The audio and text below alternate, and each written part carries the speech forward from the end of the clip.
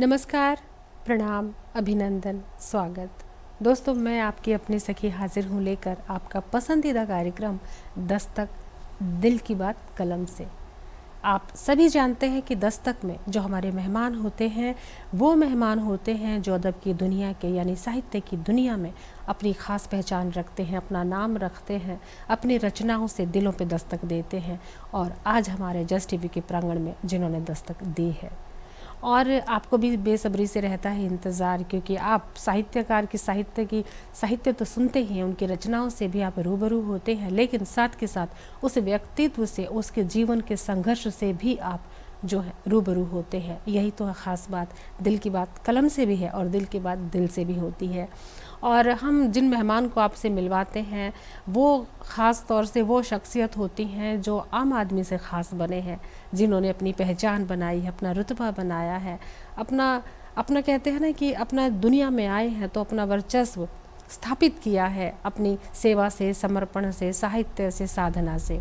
कुछ ऐसी ही हस्ती हमारे साथ हैं और उनसे तारुफ कराने से पहले, उनका चेहरा दिखाने से पहले मैं उनके बारे में आपको बता दूं कि आप साहित्य यानी हरियाणा साहित्य अकेडमी से अवॉर्डेड हैं, देश विदेश का भ्रमण किया है, वहाँ पर भी आप रचना पाठ करके आई हैं और आप साहित्य, सेवा, समर्पण, सद्भावना के साथ साथ आप जो हैं एक तरह से सामाजिक सेवाएं भी पूरे ज़ोर शोर से करती हैं, आत्मा से करती हैं। धर्म की बात हो, धर्म दर्शन की बात हो, सनातन संस्कृति की बात हो, आप हमेशा जो हैं बढ़ावा ही देती हैं और आप तन मन धन से पूरी तरह से समर्पित महिला हैं। और साहित्य की बात करें तो अगर उपलब्धियों की बात करें, साहित्य की जो कृतियां हैं, आपकी विधाएं हैं, आप गीत कहती हैं, लघु कथा कहती हैं, कहानी कहती हैं, बाल साहित्य भी कहती हैं। तो आपके लगभग 14 पुस्तकें प्रकाशित हैं, मौलिक पुस्तकें, और इसके अलावा अनेक आपके जो हैं संकलन हैं जिनमें आपकी रचनाएं प्रकाशित हैं। टीवी पर, रेडियो पर भी आप हमेशा प्रसारित होते रहते हैं और आपकी रचनाएं जो हैं अखबारों में, मैगजीन्स में समय समय पर लगभग तमाम शहर की पत्र पत्रिकाएं, राष्ट्रीय स्तर की पत्र पत्रिकाओं में आपकी रचनाएं प्रकाशित होती रहती हैं और अनेकों अवार्ड हैं, सम्मान हैं। मैं बात करूं कि समाज के तमाम अदारे, चाहे मंदिर ट्रस्ट हो, चाहे सेवा ट्रस्ट हो, कहीं भी आप संस्कृति से जुड़े या संस्कार से जुड़े, आप हमेशा समर्पित हैं साहित्य साधना के साथ। और ऐसी हस्ती हमारे साथ हैं दोस्तों, जितना मुस्कुराता हुआ भोला सा मासूम चेहरा है, जितना बाल सुलभ मुस्कान है, उससे गंभीर उनका जीवन दर्शन है। तो देर कैसी करवाते हैं आपकी मुलाकात एक ऐसी शख्सियत से। जी हाँ, मैं बात कर रही हूँ संतोष गर्ग तोशी जी की। संतोष जी, आप स्टूडियो में आए और हमारे जस्ट टीवी के इस आंगन को जो है पावन कर दिया है अपनी उपस्थिति से, अपनी गरिमामय उपस्थिति से। हम दिल से आपका स्वागत करते हैं संतोष जी। धन्यवाद उर्मिल जी, नमस्कार जी। और आप जितनी बाल सुलभ आपकी मुस्कान है, मंद मंद मुस्कान है, और इतना लगता है कि जैसे दुनिया की कोई चिंता, कोई तनाव आपके पास नहीं है, जबकि आप तमाम दुनिया की चिंता करते हैं, खुद की करते हैं, परिवार की करते हैं, समाज के लिए समर्पित हैं, लेकिन आपके चेहरे पर कोई ऐसा भाव नहीं है कि आप जो हैं चिंता में हैं। इस बाल सुलभ मुस्कान का क्या कारण है? कौन है इसके पीछे? कौन है वो शक्ति? जरा हमें सुनना चाहेंगे। हालांकि हम भी हंसते हैं, हम भी मुस्कुराते हैं, लेकिन आपके आगे आने के बाद तो हम फीके से हो जाते हैं। नहीं उर्मिल जी, ऐसा कुछ नहीं है। देखो, मुझे तो आपका चेहरा भी सुंदर लगता है, क्योंकि मैं जिसको भी देखती हूँ मुझे वो सब अपने लगते हैं जी। तो मुझे ऐसा कोई नहीं लगता कि कोई पराया है। तो ये सब जो देन है, मुझे जो बड़ों का मुझे आशीर्वाद मिलता है, मुझे लगता है जो हम झुक झुक के रहते हैं, प्रणाम करके, प्रणाम मुद्रा में रहते हैं, तो उससे क्या है, सबका आशीर्वाद मिलता है जी।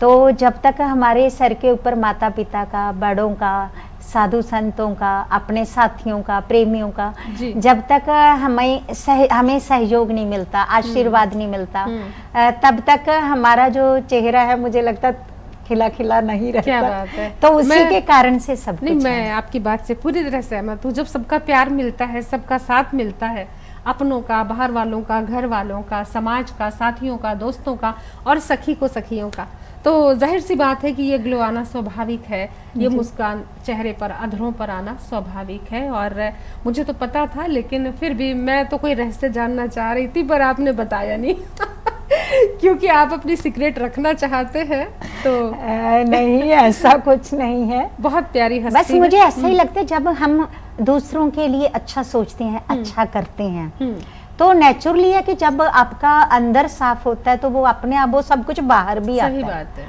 तो वो देखने में भी आता है, और तो कुछ ऐसा खास नहीं है। यानी कि हम ज्यादा साजिशें ना करें, ज्यादा दिमाग ना दौड़ाएं, है ना, दूसरों के बारे में अति ना ज्यादा ना सोचें, अच्छा सोचें, अच्छा करें, अच्छा करें, तो कुछ चीजें तो प्राकृतिक रूप से हमारी खूबसूरत बनाई देती है। है ना, हम सकारात्मक सोच रखते हैं, सकारात्मक सोच से वो हमारे चेहरे पे अपने आप आएगी। सबके अपने अपने भाव होते हैं, अपने अपनी सोच होती है। हम दूसरों को ज्यादा क्रिटिसाइज जब नहीं करते तो वो अपने आप ही सब कुछ अच्छा। वैसे मैं अपनी तारीफ खुद ही कर लूं, मुझे आपको देखकर ऐसा लगता है कि मैं आप ही कहीं न कहीं छवि हूँ आपकी।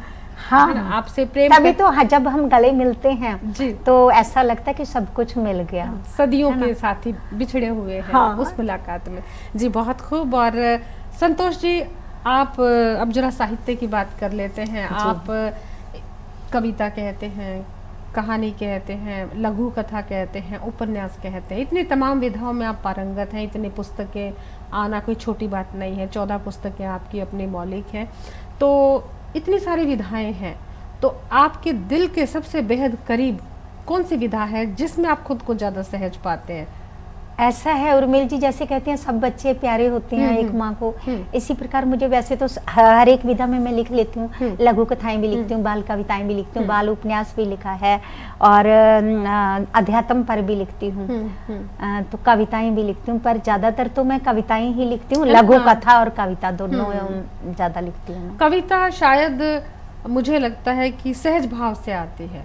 हाँ, उसमें ज्यादा हमें शिल्प का, कथानक का, बहुत ज़्यादा सूझबूझ का, बहुत फॉर्मेट का ध्यान नहीं रखना पड़ता। शायद कविता सीधे दिल की बात कागज पे उतर जाती है। ऐसा ही है, लेकिन घुमाव नहीं होता। हाँ, मैं उसमें ज्यादा दिमाग नहीं लगाती, क्योंकि जब वो चीज उतरती है, क्योंकि ऐसा बनाने से जब हम किसी चीज को बनाने लगते हैं उसमें बहुत समय लगता है और सही नहीं बन पाती।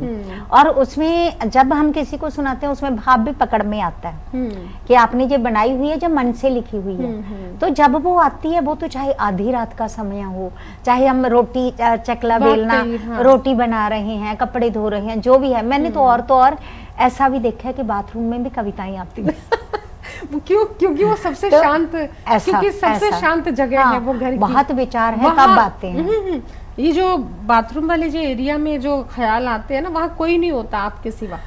इसलिए वहाँ कोई डिस्टर्ब करने वाला नहीं होता कि आप कोई विचार तंतु आया तो किसी ने आपसे ये नहीं कहा कि हमें पानी दे दो, चाय दे दो, हमें आवाज नहीं लगाता। वो अपना खुद का वक्त होता है। मैं वही कहना चाह रही हूँ कि वो रात को भी, आधी रात को भी बाथरूम में जब जी चाहे कविता फूट पड़ती है, तो तब जब हम अपने आप स्वयं लिखते हैं तो वो फटाफट लिखी जाती है, और वो उसके जो भाव हैं, विचार हैं, वो बहुत सुंदर बनते हैं। तो यदि हम बनाते हैं तो वो देर लगती है, सही नहीं बनती। तो ऐसा कोई समय नहीं है विशेष लिखने का, तो जब वो आती है तब आ जाती है। मैं आपकी बात से पूरी तरह सहमत हूँ। कोई हम सोचा समझा नहीं होता कविता को लेकर कि हम सोचे। कविता खुद ब खुद आती है अगर वो कविता है। अगर सोची समझी है तो फिर वो कोई कहानी हो सकती है, उपन्यास का ताना बाना हो सकता है। मुझे वो भी मेरे को लगता है कहानी भी जब हम लिखने बैठते हैं ना, तब एक विचार को लेके जब एक आरंभ होता है तो हम शुरू करते हैं, लेकिन जब हम लिखते हैं तब वो जो विचार आते हैं वो हमारे मतलब हम मेन कोई एक दो चीज सोच लेते हैं, लेकिन बाकी तो वो जो सारा हिस्सा है वो अपने आप जब हम लिखते हैं तब अपने आप आता। आप तो खुद कहानीकार हैं, आप खुद अच्छे से जानती हैं कैसे कहानी आती है। कहानीकार को भी तो सुनना और समझना पड़ता है ना कि बाकी लोग कैसे करते हैं। वो चीजें नजर रखनी पड़ती है कि जो पाठक को वो चीज तो हमेशा दिमाग में होती है। बिल्कुल, पाठक किस चीज को पसंद करेगा, किस चीज को नहीं करेगा, ये ख्याल भी राइटर को दिमाग में रखना पड़ता है। बिल्कुल ठीक है। और समय की डिमांड क्या है इसका भी रखना पड़ता है। वो तो जरूरी है कि समकालीन कहानी है कि नहीं है, आप जिस समय में जी रहे हैं उस समय की है कि नहीं। अति कल्पना भी नहीं स्वाभाविक रूप से अच्छी लगती ना, बिल्कुल भी नहीं। तो कविता तो खुद ब खुद अवतरित होती है। तो चलो अवतरित कर लेते हैं कोई कविता। ठीक है, आपसे आग्रह करती हूँ। धन्यवाद आपका। तो मैं सबसे पहले हमारे जो माता पिता हैं वो जन्म देने वाले हैं, मैं उनके चरणों में एक मुक्तक रखना चाहूँगी। जी, दोस्तों बातों का सिलसिला है, कविताओं का सिलसिला है, बहुत कुछ ऐसे सिलसिले होने वाले हैं जो जिंदगी से वाबस्ता है। करेंगे सारे साझा अनुभव संतोष जी थे। तो फिर से लौट चलते हैं संतोष जी की ओर। तो फिर आप बता रहे थे कि जब आपने रचना लिखी थी और आपकी जो एक रचना जो दिल के करीब है, माता पिता के ऊपर आप कह रहे थे, तो वो क्या रचना है? एक मुक्तक है, वो सुनाना चाहती हूँ। जो हंस हंस कर हर कर्तव्य निभाते हैं, बिन मांगे वो कदम कदम फल पाते हैं। खुल जाते उनकी प्रगति के द्वार सभी, क्या बात है, वाह वाह। खुल जाते उनकी प्रगति के द्वार सभी, मात पिता के जो चरणी झुक जाते हैं, मात पिता के जो चरणी झुक जाते हैं, कदम कदम वो बिन मांगे फल पाते हैं। ये 2 पंक्तियां थी जी, बहुत खूब। कहते हैं माता पिता के चरणों में तो जितना आप वंदन करें, अभिनंदन करें, कम है जो हमें दुनिया में लेकर आए हैं। बिल्कुल सही बात है, हमारा जो शरीर है उन्हीं की देन है। बिल्कुल सही बात है। और अच्छा संतोष जी, एक बात बताइए, जब मैं आपको देखती हूँ और अक्सर आप पंजाबी भी बहुत अच्छी बोलते हैं, हिंदी बहुत अच्छी बोलते हैं, हरियाणवी बहुत अच्छी बोलते हैं, तो कई बार ऐसा लगता है कि आप हरियाणवी हैं, कई बार ऐसा लगता है कि आप पंजाबी हैं, कई बार लगता है कि हिंदी भाषी हैं। भाई, तो एक पहेली बन जाता है आपके व्यक्तित्व में। तो आप कहाँ से हैं, और ये पंजाबियत और ये हरियाणवी दोनों असर कैसे हैं आपकी पर्सनैलिटी में? ऐसा है उर्मिल जी, मैं पंजाब की रहने वाली हूँ, मेरा जन्म पंजाब में हुआ है। तो हाँ, मेरा जन्म बुढलाडा मानसा बठिंडा में था पहले, वहाँ की मैं जन्मदात्री हूँ, बठिंडा से। हाँ, अच्छा। वहाँ मेरा जन्म हुआ है, ठीक है। और शादी हुई मेरी कलायत में, ससुराल मेरा कलायत में। वहाँ 6 दिन रहने के बाद कलायत कहाँ? वो हरियाणा में पड़ता है। कौन से डिस्ट्रिक्ट में है? जे पड़ता है कैथल में कलायत। हाँ, वहाँ और फिर शादी हुई? वहाँ शादी हुई। हाँ। और शादी के 6 दिन बाद ही मैं हिसार में आ गई। अच्छा। क्योंकि मेरे पति की जो जॉब थी वो हरियाणा एग्रीकल्चरल यूनिवर्सिटी में थी। वहाँ पर वो प्रोफेसर हेड रिटायर हुए वहाँ से। तो वहाँ पर हम पूरी तमाम उम्र जो रहे हैं, लगभग 34 साल मैं वहीं पे रही हूँ, हिसार हरियाणा में। ठीक है।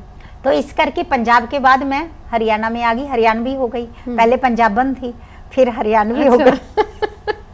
ठीक है। और फिर बाद में पंजाब हरियाणा में चलते चलते, और कलायत है जो वहाँ पे ठेठ वो बोलते हैं, कौन सी भाषा बोलते हैं, हरियाणवी, जो प्योर हरियाणवी, शुद्ध हरियाणवी एकदम। हाँ। तो हिंदी भाषा से मेरा संपर्क इसलिए हो गया क्योंकि जब मैंने 88 में लिखना शुरू किया था, तो उस समय हिसार में हमारे आदरणीय राज्य कवि प्रोफेसर उदय भानुहंस जी थे, राधे श्याम शुक्ल जी हैं, तो मदन गोपाल शास्त्री जी हैं, और भी बहुत से नाम है। राधे श्याम शुक्ल जी तो मैंने बोल दिया, सतीश कौशिक जी हैं।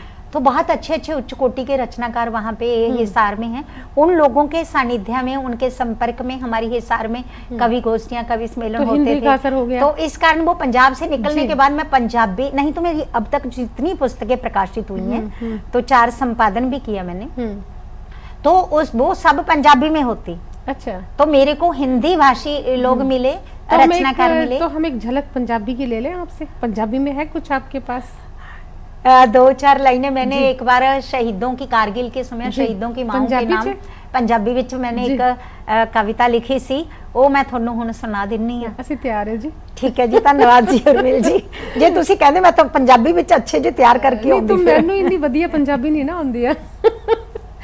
ਠੀਕ ਹੈ।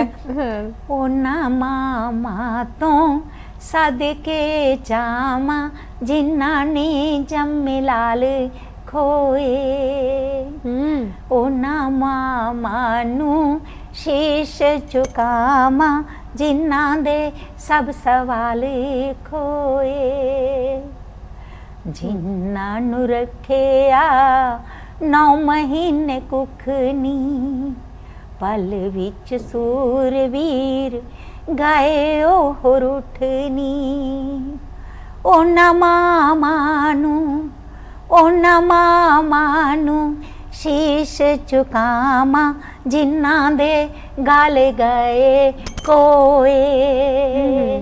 ओ नमा तो सदके जामा जिन्ना ने जम्मे लाल खोए। ऐसे पंजाबी में जो पूरा गीत है मेरा। बहुत खूब। और फिर हरियाणवी कुछ है आपके पास? हरियाणवी में लिखते हैं? हरियाणवी में तो मैं को नहीं आवा लिखना, मैं तो हिंदी में लिखा करूं। अच्छा, हरियाणवी आवे को नहीं? हरियाणवी भाषा में लिखा बोलनी आवे पर लिखनी नहीं आती। लिखी होगी लेकिन कोई एक दो कविता वो मुझे ध्यान नहीं है। हरियाणवी में नहीं है मेरे पास। मैं हिंदी में सुना दूंगी तना। बहुत लेकिन हिंदी हरियाणवी बोल लेती हूँ थोड़ी थोड़ी, तना समझ तो आवा ही है। मेरे को पूरी समझ में आती है। क्षमा करना। जी जी। और संतोष जी, आपकी किताबें हमारे समक्ष रखी हैं जी उर्मिल जी, इन पर भी जरा कर लेते हैं बात। जी जी, इसे रखिए जी। तो मैं देख रही हूँ कि ये किताब है जी लघु कथा संग्रह। जी दोस्तों, किताब है लघुता कुछ कहती है। अब क्या कहती है? लघु कथा संग्रह है। और ये कब आई आपकी पुस्तक? जी कई साल हो गए, लेकिन मुझे नहीं याद इसमें लिखा हुआ है जी, कौन से साल में आई थी। मेरे ख्याल में शायद 2-3 साल इसको हो गए। तो इसमें कितनी कहानियां हैं लघु कथा? अभी दोस्तों, बड़ी खूबसूरत किताब है। मेरे 100 लघु कथाएं हैं इसमें। 100 लगभग 100 के करीब लघु कथाएं हैं। और बहुत खूब। और लघु कथा भी आप बहुत अच्छी कहती हैं। इसके अलावा ये एक किताब और है आपकी, नानी निक्की और कुंभ। ये क्या चीज़ है? इसमें ऐसा है उर्मिल जी, नानी निक्की और कुंभ, जे मैं जैसे चारों कुंभों पर मैंने कई अक्सर मैं हर एक कुंभ में जाती हूँ, क्योंकि मेरे गुरु स्वामी अवधेशानंद गिरी जी हैं जो ना अखाड़ा के वो। लेकिन आपने जी, आपकी बात भी सुनेंगे, लेकिन आपने इस किताब का डिजाइन इतनी खूबसूरती से तैयार किया है तो लगता है सत्यनारायण व्रत कथा की किताब है। अरे इसका मैंने साइज बदला था बच्चों के कारण। बहुत अलग अंदाज है इस किताब का कि हम अक्सर व्रत के दिन सत्यनारायण जी की श्रीमद् भागवत गीता इस तरह से जो है ऐसे ही खोली जाती है। और ये बहुत ही खूबसूरत जी। नानी निक्की और कुंभ ये एक बाल उपन्यास है। जैसे वो मेरी दोहती है 13 साल की लड़की, उसको वो मुझसे, जैसे मैं एक रात उनके पास जाती हूँ, उसके बाद मुझे ट्रेन पकड़नी होती है कुंभ के लिए। वो मुझे रात भर 2 रातें वहां मैं रुकती हूँ, वहां वो मुझे सवाल करती है कि नानी वहाँ पे क्या है, कुंभ में क्या होता है, कैसे होता है। वो तमाम जो जानकारियां हैं वो कुंभ के बारे में भी है। वो लगभग इसमें मेरा 80% जो हिस्सा है वो सच्चाई पर आधारित है, मेरे अनुभव की बातें जी। और तो एक किताब और है, पिता होते हैं पर्वत से। तो दोस्तों देखिए, पिता होते हैं पर्वत से, और ये संपादित पुस्तक है। जी संपादित है। जी जी। ये मेरी जी खुद की। और ये दुनिया गोल मटोल, ये भी संपादित पुस्तक है। हरियाणा की, हाँ, जो हरियाणा की वो कितने 100 साल कितने हो गए थे उनको। उस समय मैंने पूरी हरियाणा की कवित्रियों की दुनिया गोल मटोल 27 कवित्रियों को लेके मैंने किताब लिखी था। और ये बड़ी खूबसूरत किताब है, मेरी बार बार इस पे नजर जा रही थी। एक तो इसका आवरण बहुत खूबसूरत है इस किताब का, और सूख गए नैनन के आंसू। लेकिन दोस्तों, स्त्री की नैनों के आंसू तो कभी नहीं ये मेरी स्वयं की रचित कविताएं जी, और बहुत खूबसूरत है। और इसका तो कवर पेज भी यानी बहुत ही खूबसूरत है। लेकिन ये जो सूख गए नैनन के आंसू, ये कब लिखी थी आपने? इसमें क्या कविता? ये लगभग 2010 के ये हरियाणा साहित्य अकादमी के अनुदान से प्रकाशित हुई थी ये मेरी पुस्तक। और ये अगली ये शब्दों को विश्राम कहाँ जी, काव्य संग्रह। जी काव्य संग्रह, जी मेरी खुद की लघु कविताएं। वाकई इसका नाम इतना खूबसूरत है कि देखिए, शब्दों को विश्राम कहाँ। वाकई शब्दों को विश्राम कभी नहीं मिलता, मुखरित होते रहते हैं शब्द, कभी मुख से कभी कलम से, तो उनको कभी भी जो है मंजिल नहीं मिलती, हमेशा निरंतरता लिए होते हैं। और ये कविताओं की किताब है। हाँ जी, बहुत खूबसूरत, और इनसे हम जरूर सुनेंगे। और ये एक किताब और है, सनातन वार्ता। मेरे ख्याल से इस किताब पे आपको अवार्ड भी मिला हुआ है हरियाणा साहित्य अकादमी की ओर से। दोस्तों, सनातन वार्ता, सनातन धर्म से जुड़ने के बाद जो है वो जो संस्कार है, संस्कृति है, जब उन्मुख होते हैं उसकी तरफ और उसकी तरफ अग्रसर होते हैं, और फिर इस तरह की किताबें आना तो बहुत स्वाभाविक है।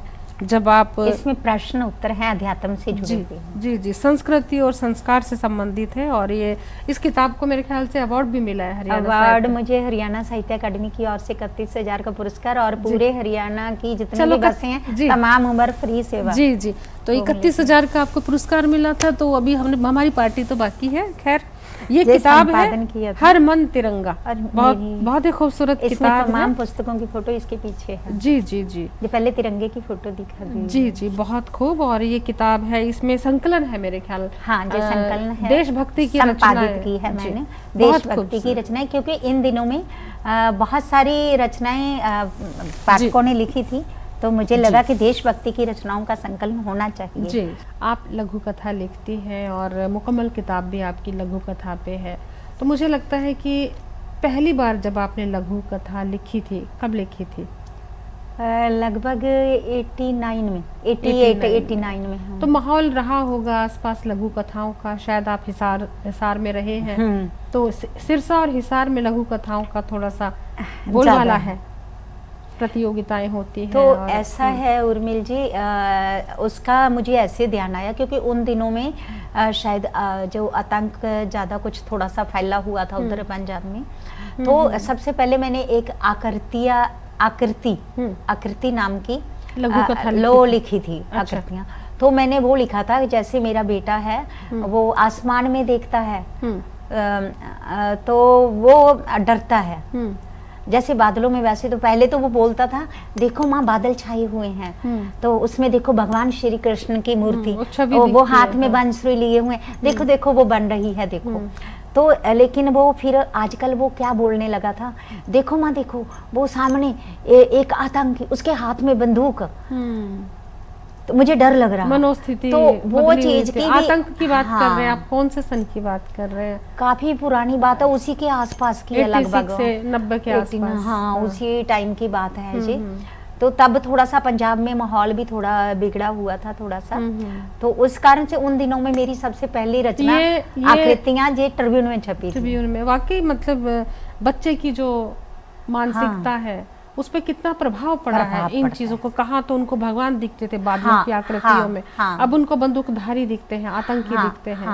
तो ये जो ख्याल आया और इसने आपसे पहली लघु कथा लिखवाई, तब लिखी थी ये वाली लघु कथा मैंने। कहीं ना कहीं हमारे आसपास के सवाल हमसे कुछ कहते हैं और हम उनका जवाब ढूंढते हैं। बिल्कुल सही है ना?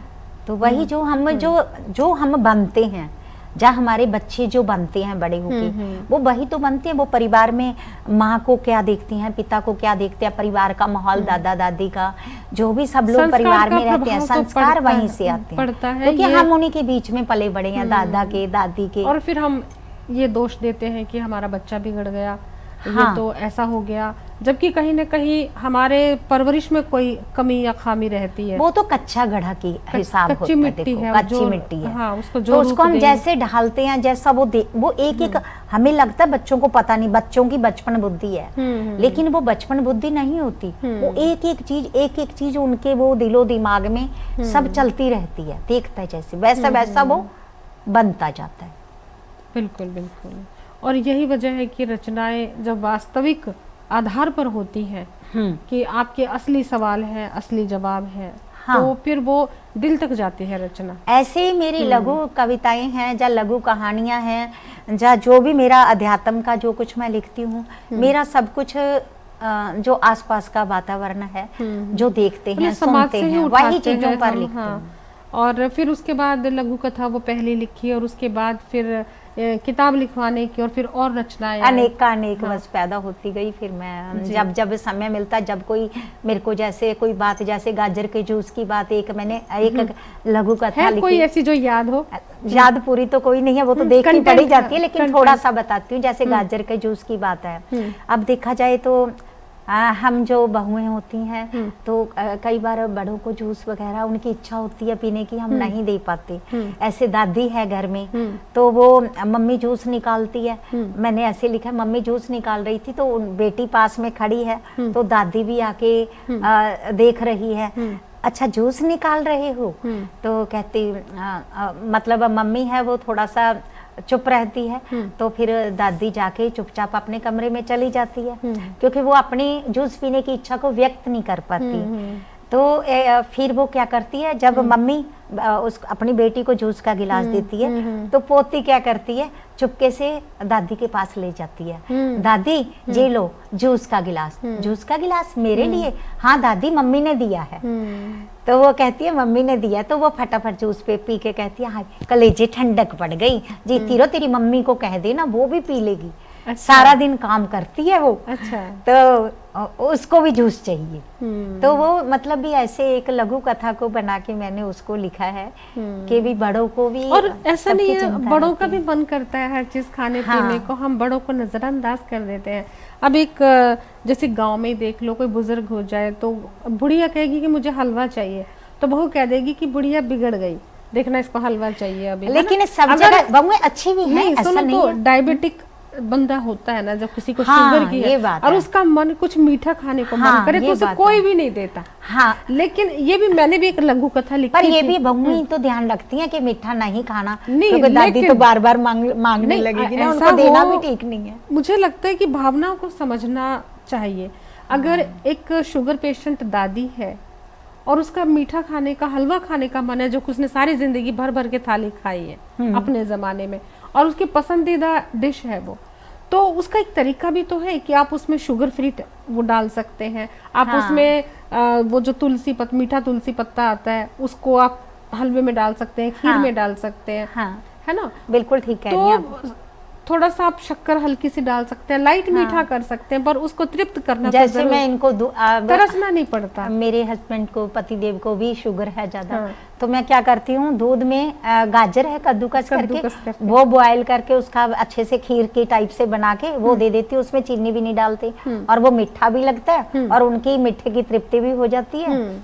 और ऐसा करके आजकल उसी में थोड़ा सा किशमिश वगैरह वो चीजें डाल देती हूँ जी। लेकिन चलो पति का और बच्चे का तो हम ध्यान रख लेते हैं, लेकिन हमें अपने बुजुर्ग जो है ना, उन पे हमारा हम रखते हैं, लेकिन सारा समाज की सोच एक जैसी नहीं है। कई घरों में बहू की मनोस्थिति खराब है, कहीं पे सास की। हमारे समय तो उर्मिल जी ऐसे होता था, जब हमारी सास माँ गाँव में नहीं रहते थे, वो शहर में हिसार में ही रहती थी मेरे पास, तो वो क्या होता था, हमें सबसे पहले उठ के खाना बनाना, सबसे पहले माँ को चाय रोटी देनी, और उसके बाद दोपहर को 11 बजे उनका फल का टाइम है तो उनको फल देना है, और उनका बंधा हुआ टाइम होता था 1 बजे खाने का, तो कहीं हूँ मैं, लेकिन मैं घर में होनी चाहिए उनके खाने के लिए। चलो ये तो इसी प्रकार सब कुछ उनका होता था। भाग्यवान है वो सास जिनके पास आप जैसी बहू है। और कभी कभी हमारा जो साहित्य पे हम बात कर रहे हैं, हम साहित्य से दूसरी दिशा में जा रहे हैं, लेकिन जिस दिशा में हम जा रहे हैं वो भी जीवन दर्शन है, वही जीवन दर्शन है जहाँ से हम सीखते हैं। क्योंकि ऐसे यदि हम परिवार को सही नहीं कर रख पाते तो हमारा लिखना भी मुझे लगता है निरर्थक हो जाता है सब कुछ। मुझे याद आता है अपने, मतलब देखो ये इंटरव्यू सिर्फ साक्षात्कार एक वो नहीं है कि हम कोई फॉर्मेलिटी कर रहे हैं, औपचारिकता नहीं है। जीवन को जीना, जीवन को समझना, जीवन से मुताबिक जो हम जीवन से सीखते हैं वो साझा अनुभव हम करते हैं अपने दर्शकों के साथ। मेरी जो सास थी, अब नहीं है, वो ये कहती थी कि तेरा सुबह से सिर दर्द है, तूने सिर पे दुपट्टा बांधा है, फिर भी तू घर का सारा खाना वाना सबको भेज के, बेटे को भेज के तू आराम कर ले। तो मेरी सास ने मुझे एक टिप्स दी थी, मुझे अभी तक याद है। उन्होंने कहा था कि स्त्री जो होती है ना घर में, वो अपनी बड़ी बीमारी को भी छोटा बना के काम करती है, इसीलिए वो परेशान रहती है। अगर वो इतनी सी बीमारी को इतना बड़ा कर देगी तो वो खुद का ख्याल रख लेगी नहीं। तो मैंने कहा अच्छा ऐसे थोड़ी होता है। कहती कि बहुत ज्यादा दर्द, थोड़ा दर्द हो तो ज्यादा बताओगे तब जाके आराम मिलेगा स्त्री को। स्त्री को आराम नहीं मिलेगा तब तक जब तक कि वो बड़ी बीमारी नहीं दिखाएगी। तो ये चीज आज है वर्तमान युग में, ज्यादातर यही चलता है। पहले की बहुएं होती थी कुछ भी हो जाए समर्पित होती थी, लेकिन दोनों चीजें ही आज के टाइम में जरूरी है। लेकिन स्त्री को, मैं कहते ना, स्त्री को आराम कम मिलता है। पुरुष चलो बाहर से आए, नौकरी से आए, अपने आते उनको खाना दाना सब मिलेगा। उर्मिल जी, लेकिन ऐसा है, मुझे लगता है स्त्री ना एक जैसे कहते हैं त्याग और समर्पित भाव से भगवान ने बनाया होगा। जैसे अब सपोज करो मैं हूँ, मैंने यदि 6 बजे 5:30 बजे उठना है, तो मुझे फिक्स है पूरी उम्र, तमाम उम्र, उसमें कोई संडे नहीं आएगा, कोई मंडे नहीं आएगा, कुछ नहीं आएगा। कि महिला स्त्री कभी छुट्टी नहीं लेती, उसकी छुट्टी नहीं, उसको तृप्ति होती है, उसको चैन खुद को ही नहीं पड़ती, मुझे लगता है। वाकई ऐसा भी अब मुझे कोई रोकता टोकता थोड़ी है। अगर मैं थोड़ा लेट उठूंगी, मैं कहूंगी मैंने लेट उठना, भाई मुझे भी आराम चाहिए, मुझे कोई कुछ नहीं कहेगा, ना पति कहेगा, ना बेटा कहेगा, ना बहू कहेगी। तो मुझे लगता है हमने ही होता है अपना ही जो सब कुछ पाला हुआ है। मतलब कि हमारे अंदर खुद ही समर्पण है, सेवा भाव है, अपने परिवार के प्रति प्रेम है, तो हमें किसी के कहने की जरूरत नहीं है। अगर हम उस काम को करने में सहज हैं तो हम करेंगे ही, मानेंगे नहीं। हाँ बिल्कुल ठीक नहीं मानेंगे। लेकिन फिर भी कई बार दूसरों को भी समझना ही चाहिए कि भाई इसको आराम की जरूरत है। अगर वो लोग भी कह दे तो थोड़ा सुकून मिल जाएगा ना स्त्री को, कि भाई हाँ सब मेरा ख्याल करते हैं, चाहे वो करे ना करे, लेकिन कहने से भी तो सुकून मिल जाता है कई बार। हाँ ऐसा होता है, मुझे लगता है। लेकिन ये जो बातें हम कर रहे हैं दरअसल ये हमारी लघु कथाओं का ताना बाना बुनती है। हाँ बिल्कुल, हमारे आसपास की जो घटनाएं हैं, दुर्घटनाएं हैं, कहानी दरअसल हम खुद नहीं रचते, हमारे समाज में होती है, हाँ हमारे आजू बाजू होती है ना। तो ये सब चीजें तो लघु कथा में जाहिर सी बात है कि बहुत सारी मैंने एक कविता भी लिखी थी, मेरे मोबाइल में थी आपकी कविता, लेकिन मैं लेके नहीं आई। लेकिन वो ऐसे था, मैं नहीं थकती, सब थक जाते हैं, मैं नहीं थकती। अच्छा चलो दोस्तों, ऐसे जीते जागते चरित्र हमारी आंखों के आगे होते हैं, वही हमारी लघु कथा हो या कहानी उसका हिस्सा होते हैं, और हम तो बस उनको बांध देते हैं शब्दों से, लेकिन होती वो हकीकत ही हमारे आसपास की, चाहे वो घर की कहानी हो, पड़ोस की हो, समाज की हो। और कथाकार, साहित्यकार बड़ी नज़ाकत के साथ, बड़ी संवेदना के साथ उसको महसूसता है और फिर शब्द देता है, फिर किताब आती है, फिर आप उन्हें साहित्यकार कहते हैं। दरअसल वो साहित्यकार तो आप ही लोग उन्हें बनाते हैं, क्योंकि आप ही तो देते हैं कहानियाँ समाज को। बातों का सिलसिला बढ़ाते हैं संतोष जी से। और जैसे कि लघु कथा पे हमने एक अच्छी खासी बात कर ली है कि लघु कथाएं कहाँ से आती हैं, घर के किस्से, जैसे कि वो गाजर का जूस हो, चाहे हलवा हो, चाहे शुगर फ्री फूड हो, बुजुर्गों की जो इच्छाएं हैं छोटी छोटी, उनको पूरा करने पर भी लघु कथाएं बड़ी बन सकती हैं, छोटी छोटी। तो आप कहानी कहते हैं, तो कहानी जो है, पहली कहानी कब लिखी थी आपने? ऐसा है उर्मिल जी, पहली कहानी मैंने लगभग 1990 में लिखी थी जी। तो उसमें एक कहानी, विषय क्या था उसका? माँ का संघर्ष उसका नाम था। वो मेरी पेपर में छपी हुई थी, शायद हरिभूमि में जी। और उसमें ये था कि एक बेटा है, मतलब उसको माँ कैसे पालती है, उसका जब माँ के पेट में बच्चा होता है, लगभग 5-6 महीने का पेट में, तब उसके पति की डेथ हो जाती है। पति का एक्सीडेंट हुआ और उसकी डेथ होगी, जबकि वो भी डॉक्टर थे। तो उसकी डेथ के बाद जब वो रहती है, कैसे परिवार में रहती है, तो वो बच्चा पेट में है, 5 महीने भी नहीं, शायद 3 महीने का था। तो क्योंकि सबको ऐसे होता है ये कहाँ से आया, कैसे हुआ, ये है वो है, जो भी समाज में बातें होती हैं, ऐसा कुछ हो जाए तो। लेकिन उसने सोचा कि मैंने इस बच्चे को जन्म देना और पालूंगी और शादी भी नहीं करूंगी। तो कैसे वो बच्चे को पालती है, फिर वो घर में ताने मारते हैं, उसको निकाल देते हैं घर से बाहर, वो अकेली रहती है, फिर वो घर घर काम करके बच्चे को पालती है, बच्चे को बड़ा बनाती है। और कुछ छोटी छोटी बातें बहुत बीच में आती है, लेकिन कुल मिला के जो एंड में होता है, वो बच्चे को पाल पोष कर किसी ना किसी तरह उसको पढ़ाती है, किताबें सब पूरा अरेंज करके उसको डॉक्टर बनाती है। तो वो डॉक्टर बनाती है, तो पहले वो सीन चलता है, उसकी माँ के बने हुए हॉस्पिटल का बेटा उद्घाटन कर रहा है, तब उसकी बैकग्राउंड में वो सारी फिल्म चलती है कि मेरी माँ ने मुझे कैसे डॉक्टर बनाया, क्या क्या हुआ, कैसे माँ बताती थी। तो माँ के बनाए प्रेरक कहानी है, यानी समाज को दिशा देने वाली, कि कैसे बच्चे को वो पाल के, तब किसी की उंगली नहीं उठती, तब वही सभी लोग उसके गुण गाते हैं। और मुझे लगता है संतोष जी, ये किसी भी साहित्यकार की सबसे बड़ी उपलब्धि है, सबसे बड़ा कर्तव्य है कि समाज को दिशा देने वाली कहानियां लिखे, क्योंकि भटकाव तो पहले ही समाज में बहुत है, है ना। दिशा देती कहानी, समाज को, परिवार को, घर को संभालती हुई कहानियों के जो हम चित्र प्रस्तुत करते हैं, वही छवि हमारे समाज पे ऐसा हमारे ही खुद के हुआ था, मासी के बेटी के साथ।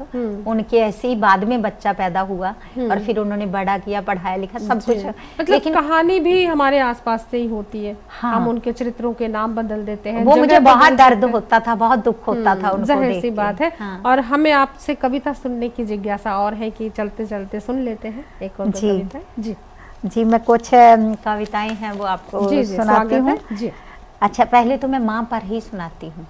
जी, माँ पर तो हमने सुन लिया, कुछ और अच्छा सुनाओ। कुछ और सुनाओ। अच्छा ठीक है। तो मैं आपको अलग अलग विषयों पे, बसंत का महीना है, चलिए बसंत की बात करते हैं। मनाते हैं बसंत। पीला पीला रंग, पीली पीली रचनाएं। तो इस बसंत की रचना में आपने देखना, तो आप ही बसंत लग रहे हैं।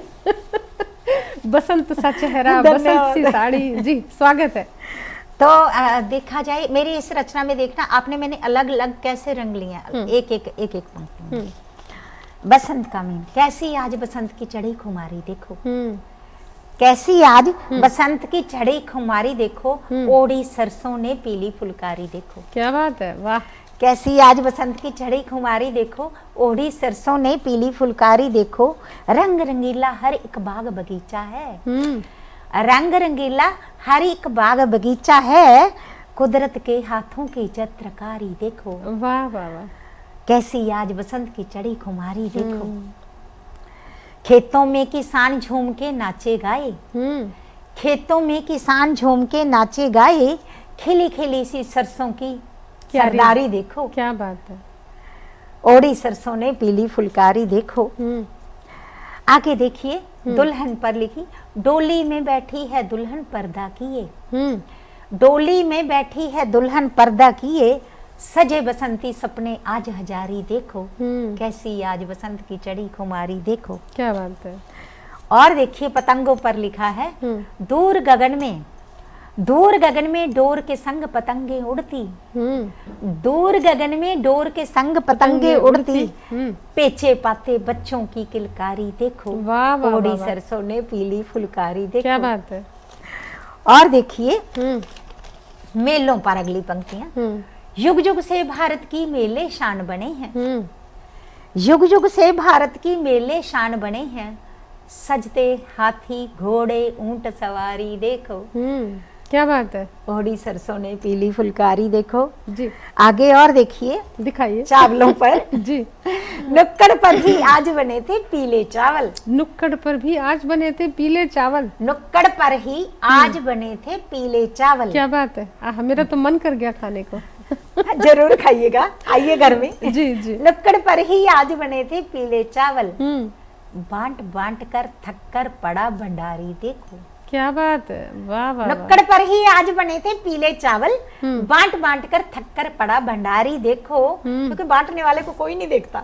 थक कर पड़ा भंडारी देखो, ओढ़ी सरसों ने पीली फुलकारी देखो। अंतिम बंद देखिए, छटा है ऐसी, सारे मैंने जो वर्णन किया, छटा है ऐसी देख देख संतोष न पाऊं, छटा है ऐसी देख देख संतोष न पाऊं, सुंदर मनहर झांकी कितनी प्यारी देखो।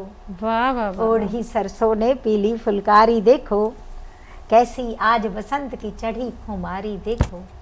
ये थी मेरी बसंत पर रचना। जी, और इस बसंत से तो मुझे पूरा बसंत महसूस हो रहा है। पीले चावल का भी अपना स्वाद है ना, मीठे चावल, मेरे ख्याल पीले चावल मीठे चावल बनते हैं, हम बनाते हैं। हाँ, मीठे चावल बनते हैं बसंत पंचमी। अभी मैं आपको बसंत पंचमी में देखो, माँ सरस्वती के हाथों में वीणा है, पुस्तक है। मैंने पुस्तक पर भी एक छोटी सी 2-4 पंक्तियां लिखी हैं। पुस्तकें। अच्छा, सुनाइए।